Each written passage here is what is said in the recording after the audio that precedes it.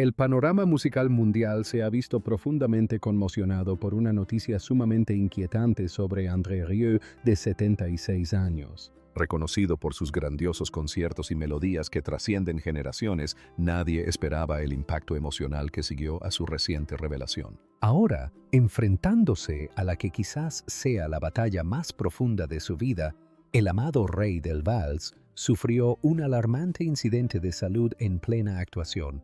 Un incidente que dejó a los fans de todos los continentes atónitos y temerosos.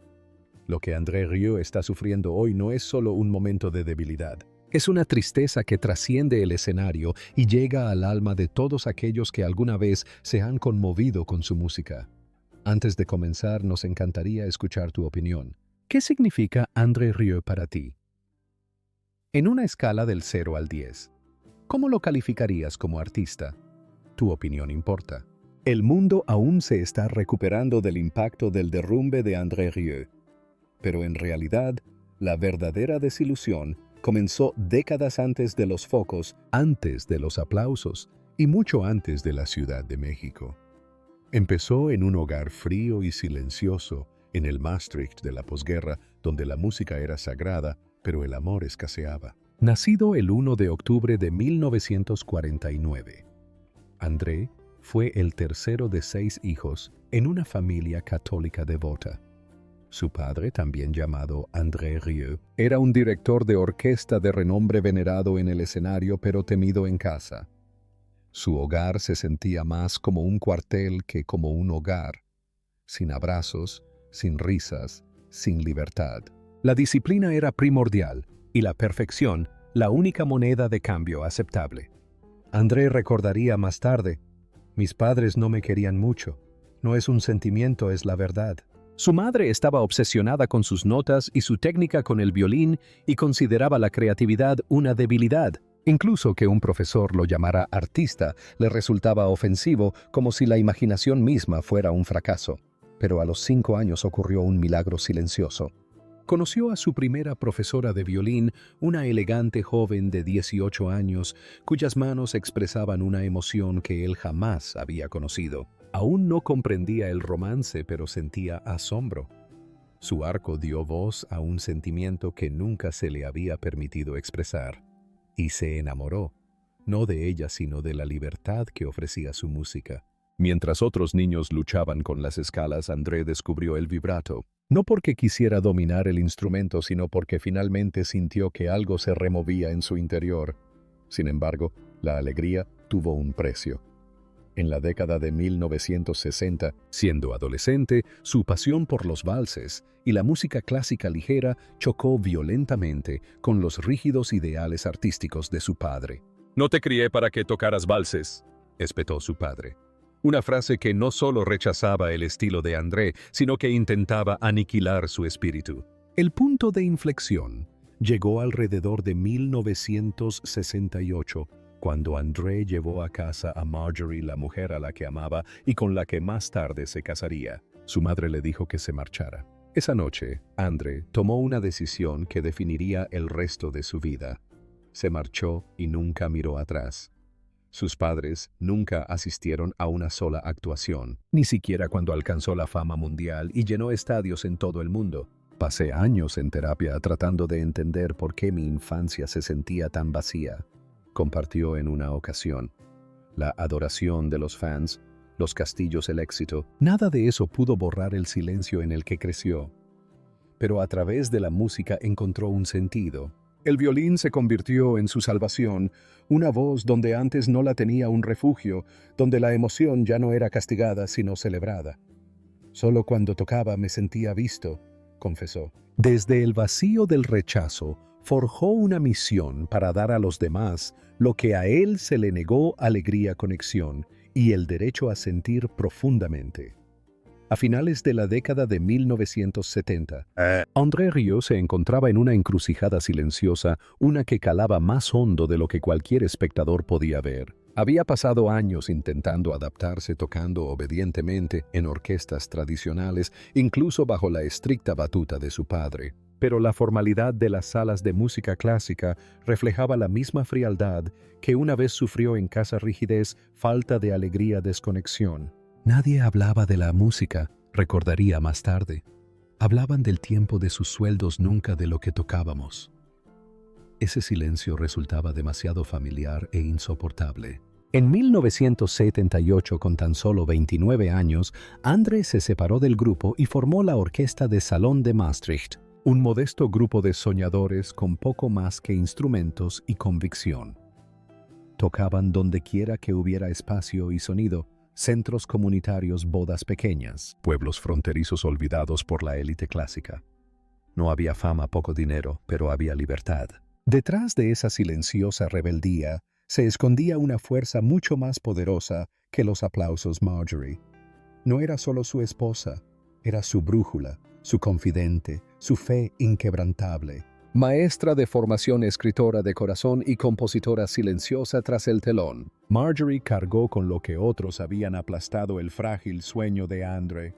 Mientras sus padres lo ignoraban, ella lo impulsó contratándole actuaciones, ocupándose de todos los detalles comerciales e incluso componiendo arreglos orquestales para mantener viva la música. Cuando él dudó en comprar un castillo centenario, ella simplemente dijo, vende más discos.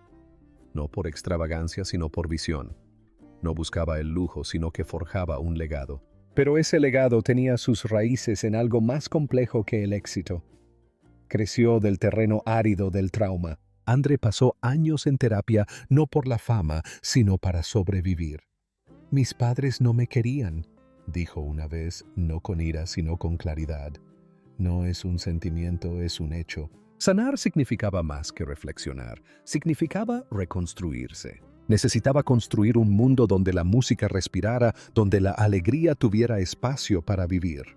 Esa idea se convirtió en acción en 1987. Sintiendo las limitaciones del pequeño conjunto, André se atrevió a soñar en grande. La Orquesta de Salón de Maastricht había cumplido su ciclo. Era el momento de crear algo que nadie creía que funcionaría, una orquesta de vals en la era de las estrellas de rock y los ídolos del pop.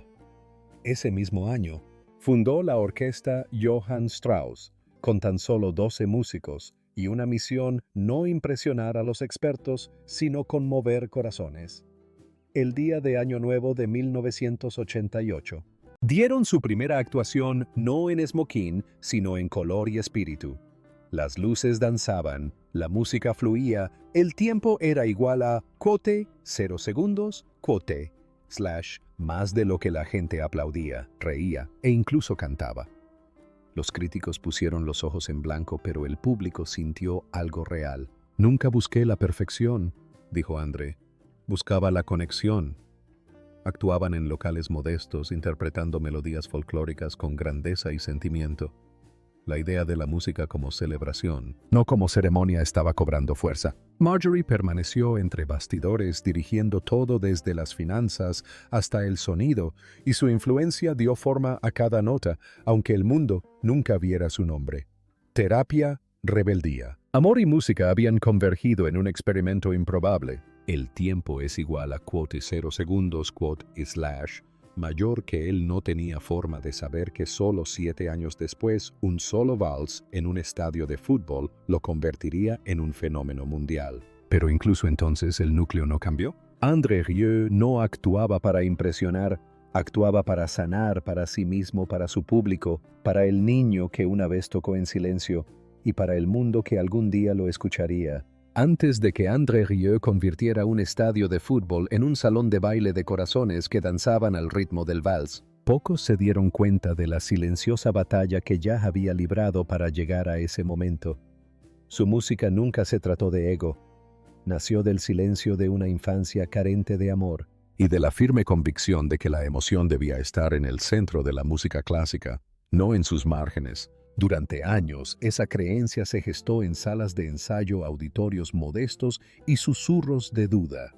Pero en 1995 estalló en la historia. Ese mes de mayo, durante la final de la Liga de Campeones de la UEFA en Viena, Ajax contra Bayern Múnich. André saltó al campo con su orquesta Johann Strauss e hizo lo impensable. Tiempo igual a quote 0 segundos. Quote / mayor que con más de 300 millones de personas viendo en toda Europa. Interpretaron el vals número 2 de Shostakovich como espectáculo del descanso. Lo que siguió no fue solo música, fue una transformación. En segundos, la tensión del partido se disipó y 50.000 aficionados comenzaron a mecerse, a aplaudir, incluso a sonreír. Un estadio de fútbol se había convertido en una sala de vals. La música clásica nunca se había sentido tan viva, ni tan libre. El Ajax marcó justo en el momento preciso, bromearía más tarde André. Fue una sincronización perfecta. Pero detrás de esa sonrisa se escondía un cambio sísmico que nadie podría haber predicho. En cuestión de días más de 200.000 sedes se agotaron. Strauss y compañía un lanzamiento discreto comparado con el del año anterior. De repente alcanzó el número 1 en los Países Bajos y se mantuvo allí durante 19 semanas. Una hazaña sin precedentes. Llegó a vender más de 3 millones de copias en todo el mundo. Alemania le dio la bienvenida después.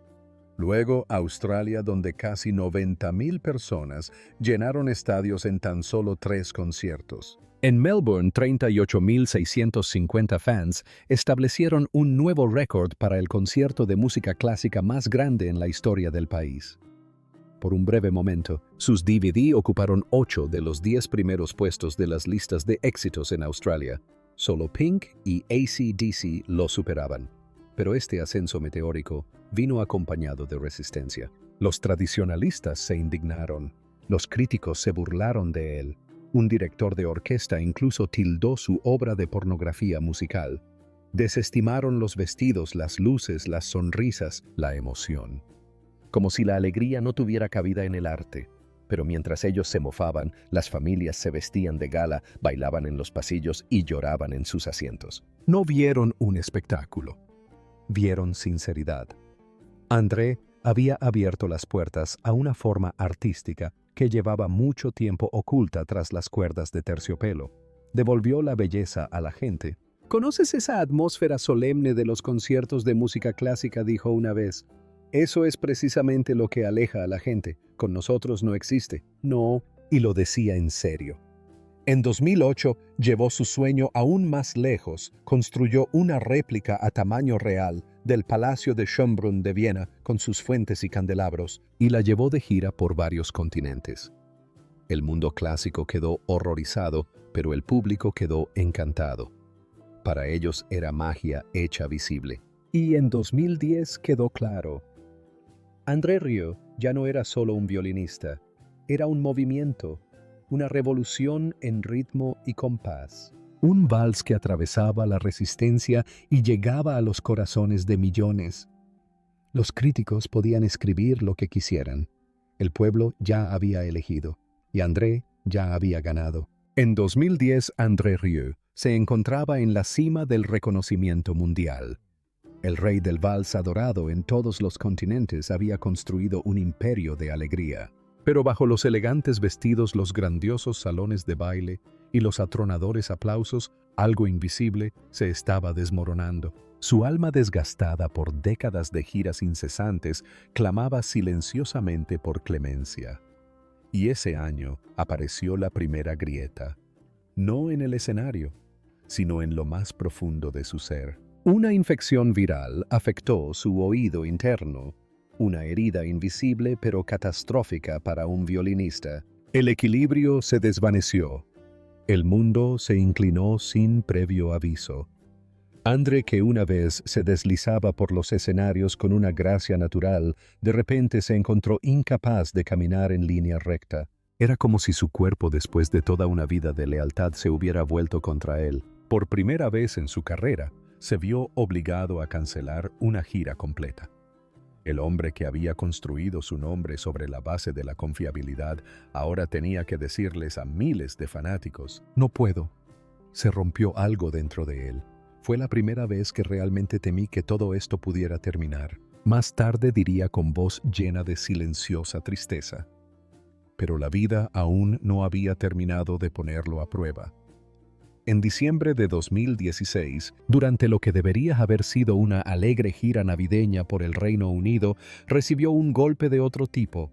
uno que ningún medicamento podía curar. Ruth Merckx, su trombonista de toda la vida y querido amigo, falleció repentinamente mientras dormía durante una gira en Leeds. Había sido un miembro fijo de la orquesta de André durante más de 2 décadas. Su esposa, también violinista del grupo, estaba con él cuando ocurrió. La pérdida fue inmediata, devastadora y profundamente personal. André no dudó. Canceló el concierto de Nottingham esa misma noche. Luego, el resto de la gira. Londres, Birmingham, Glasgow. Todo se fue. Esta vez, el tiempo es igual a quote, 0 segundos, quote, / mayor que. No fue la enfermedad lo que silenció la música, fue el dolor. No era solo un músico, André dijo después con voz temblorosa, era de la familia. Cuando murió fue como perder a un hermano. Toda la orquesta, muchos de cuyos miembros habían estado con André durante más de 25 años, se sumió en el luto. Esa Navidad en lugar de música hubo silencio. No era una paz absoluta, sino ese dolor profundo y desgarrador que sigue a una pérdida demasiado grande para describirla. Aún así, André siguió adelante. No porque se sintiera fuerte, sino porque se sentía responsable. Actuó a pesar de la enfermedad, a pesar del cansancio, a pesar del desamor, incluso en 2019. Luchando contra una gripe feroz, sonrió en el escenario como si nada le pasara.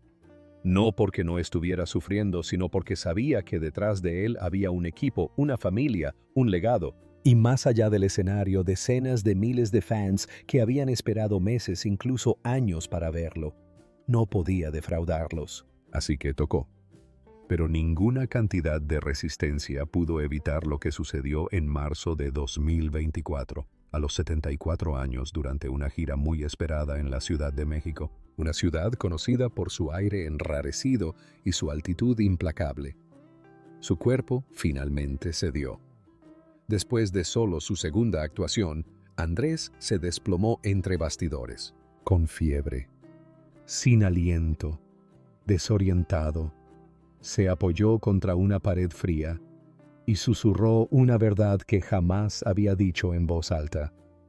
Llamó a Marjorie, su esposa, su brújula, y dijo, «No quiero volver a tener un primer concierto como este jamás». Su voz era apenas un susurro, cargada de derrota. André no solo canceló un concierto, canceló toda una gira. Más de 40,000 fans no lo verían tocar ese mes.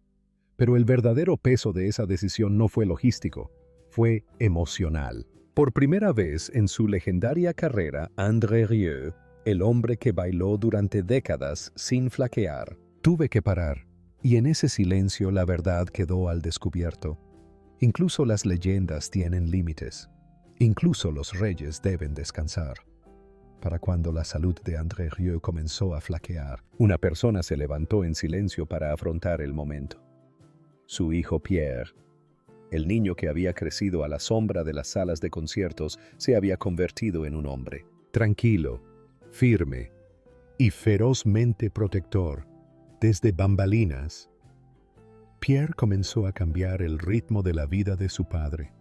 Las giras interminables, los vuelos consecutivos a través de continentes. La presión de rendir a pesar del agotamiento, todo eso terminó.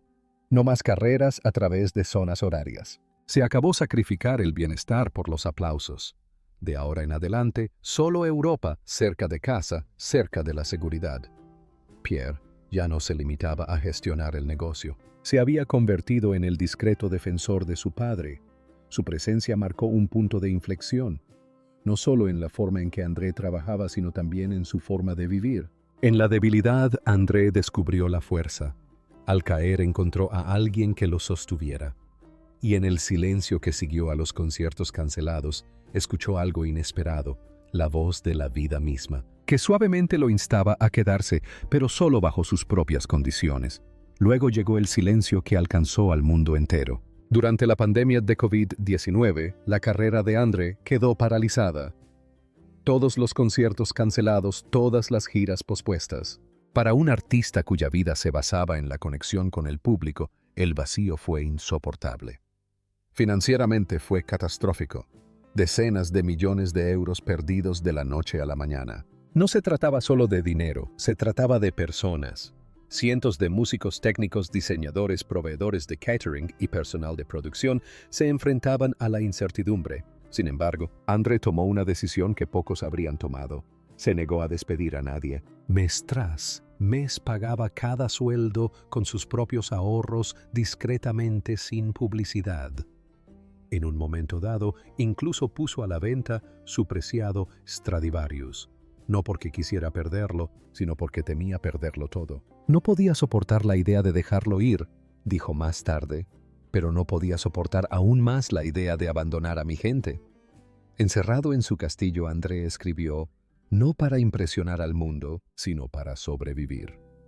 En esos largos meses de aislamiento, sus composiciones se convirtieron en sus confesiones. Vertió en la música todo lo que no podía decir en voz alta: su miedo, su gratitud, su dolor. Por primera vez en décadas bajó el ritmo. Respiró, se enfrentó al silencio. Y cuando el mundo volvió a abrirse, no solo regresó al escenario, sino que regresó transformado. En 2022 y 2023, sus conciertos adquirieron un nuevo significado. Ya no eran solo grandes espectáculos, sino momentos de reflexión, de vulnerabilidad, de agradecimiento. En Viena, durante una de esas actuaciones, hizo una pausa, miró al público y dijo, «Cada nota que tocamos esta noche es un agradecimiento por seguir aquí». El público no solo aplaudió, sino que lloró. Porque este no era el André Rieu de antaño. Este era un hombre que había caminado a través del fuego y había elegido la suavidad en lugar del acero. Y detrás de él, siempre, el tiempo era igual a 0 segundos mayor que Pierre manejando el caos, protegiendo la paz de su padre, asegurándose de que cada nota pudiera tocarse sin dolor. Ese mismo año André recuperó discretamente el Stradivarius que casi había perdido. No era solo un instrumento, era un símbolo de supervivencia. El castillo que una vez representó la ambición se convirtió en un santuario. Allí, rodeado de muros de piedra y salas silenciosas, volvió a escribir. Y de esa soledad surgió una nueva suite estrenada en Maastricht, donde todo había comenzado. El público lloró antes de que terminara. Aún bromeaba con la idea de tocar hasta los 140, pero su sonrisa había cambiado. Ahora reflejaba la serenidad de un hombre que sabe que cada concierto podría ser el último, y toca cada uno como si lo fuera. Aún así permaneció de pie. Aún así tocó. Porque para André Rieu, la música nunca fue una cuestión de interpretación. Era la vida misma. En la tranquila ciudad de Maastricht, donde comenzó la trayectoria de André Rieu, el famoso violinista vive ahora sus últimos días entre los muros cubiertos de hiedra de un castillo del siglo XV. Una compra espontánea que él y Marjorie hicieron durante unas vacaciones sin imaginar que se convertiría en el alma de su mundo. Es más que un hogar. Es el corazón palpitante de su universo musical. Diseñado con el propio gusto estético de André, el castillo combina la sofisticación austriaca, la calidez bávara y el romanticismo de Venecia. Bajo sus techos abovedados y sus candelabros ornamentados, las melodías aún resuenan suavemente de forma constante. Pero el tiempo ha suavizado al hombre que una vez persiguió la perfección con implacable intensidad. El tiempo equivale a 0 segundos mayor que a los 76. André se encuentra en una etapa de contemplación. Desde su desmayo entre bastidores en Ciudad de México a principios de 2024, un momento que no solo conmocionó a su público, sino que lo obligó a enfrentarse a sus propios límites. Su vida ha cambiado. La era de las giras internacionales y los vuelos de larga distancia ha terminado. Sus actuaciones ahora se limitan a su entorno habitual, casi exclusivamente en Europa. «Ya no necesito demostrar nada», le confió a un amigo cercano. «Ahora solo quiero tocar con sentimiento y mantenerme lo suficientemente bien como para poder sentirlo». En la actualidad, la ambición se ha convertido en prioridad. Su rutina se centra en la salud y la tranquilidad, acostarse temprano, comidas cuidadosamente planificadas, ejercicio ligero y un entrenador personal que lo acompaña cuando viaja. Un equipo médico supervisa su estado con discreta vigilancia, conscientes de que décadas de actuaciones exigentes han dejado su huella. Aún así, Andre no muestra rastro de arrepentimiento. Solo hay calma y una inconfundible sensación de gratitud. A su lado siempre está Marjorie. Durante décadas ha sido la fuerza invisible detrás de la música, componiendo, arreglando, organizando, sin jamás ponerse en el centro de atención. Su alma está en las notas. Andre ha dicho que su vínculo ha marcado todo, desde la filosofía de la orquesta hasta la decisión tomada hace años de comprar ese viejo castillo. Cuando su contable expresó su preocupación por el coste, fue Marjorie quien simplemente dijo: «Vendan más discos». Y Andre lo hizo. Ahora es Pierre, el hijo de André, quien dirige el negocio. Antes se encargaba discretamente de la logística y protegía a su padre del estrés innecesario. Pero ahora Pierre se ha convertido en la mano derecha que guía toda la operación. Cada fecha de la gira, cada decisión pasa por él. Gracias a Pierre, André puede subir al escenario con su violín, sabiendo que todo lo que ocurre fuera del escenario está resuelto. Y luego está Daisy, de tan solo 9 años, la nieta de Andre, que ya se sienta al piano durante los ensayos con los dedos danzando suavemente sobre las teclas. No es una puesta en escena, es real, un legado que florece en tiempo real. Andre y Marjorie nunca han presionado a la siguiente generación. Como dijo Marjorie en una ocasión, abrimos la puerta y esperamos a ver si la música los elige. Para Daisy ya lo ha hecho. Incluso a los 76 años, André Rieu sigue siendo imparable. Puede que ahora tenga una agenda más relajada, pero la pasión que lo impulsa sigue viva. Continúa lanzando nuevos álbumes, supervisando los arreglos y, de vez en cuando, reuniendo a su orquesta en el castillo para ensayos sorpresa que pillan desprevenidos incluso a su equipo más cercano. Pero estas sesiones ya no se tratan de reconocimiento ni de ambición. Se trata de alegría, de presencia, de honrar los recuerdos que viven en cada nota que toca. La presión del pasado se ha desvanecido. Hoy Andre toca no para demostrar nada, sino para sentir, para conectar, para recordar. La fortuna que casi perdió durante la pandemia ahora está protegida con sabiduría. Con un patrimonio neto estimado de más de $40 millones, su imperio se basa no solo en la melodía, sino también en la previsión. Posee más de 80 propiedades en los Países Bajos, no como una muestra de lujo, sino como pilares de seguridad. Los ladrillos resisten las tormentas. Una vez comentó, recordando los días en que temía perderlo todo. En 2020, mientras el mundo se paralizaba, siguió pagando a todos sus empleados con sus propios fondos. No despidió a una sola persona. En un momento dado incluso puso a la venta su preciado violín Stradivarius. No por deseo, sino por necesidad. Finalmente lo retiró. «Es parte de mí», dijo en voz baja. Dejarlo ir habría significado renunciar a algo más profundo que la música. La generosidad de Andrés a menudo pasa desapercibida, pero nunca deja de sentirse. En 2019, cuando a un grupo de músicos con discapacidad intelectual les robaron sus instrumentos, André los reemplazó discretamente todos. Casi 20,000 euros, sin ningún tipo de publicidad.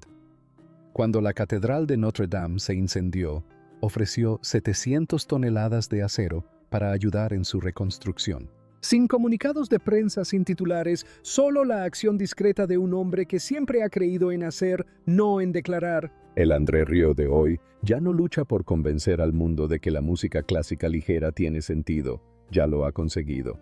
Y mucho más. En la actualidad, cada concierto es una carta de amor a la música, a la memoria, a todo lo que ha sobrevivido y a todos los que ha perdido. La próxima serie de conciertos de Maastricht de 2025, programada para los días 18, 19 y 20 de julio en la emblemática Plaza Vrijthof, ya está atrayendo a miles de fans devotos. Es un regreso al escenario que vio nacer su leyenda. Un lugar que ahora se siente más como su hogar que nunca. Mientras la plaza se transforma en un deslumbrante salón de baile al aire libre, el mundo espera. Los hoteles están reservados, los vuelos están completos. Y para aquellos afortunados que estén allí, cada nota resonará como celebración y posible despedida.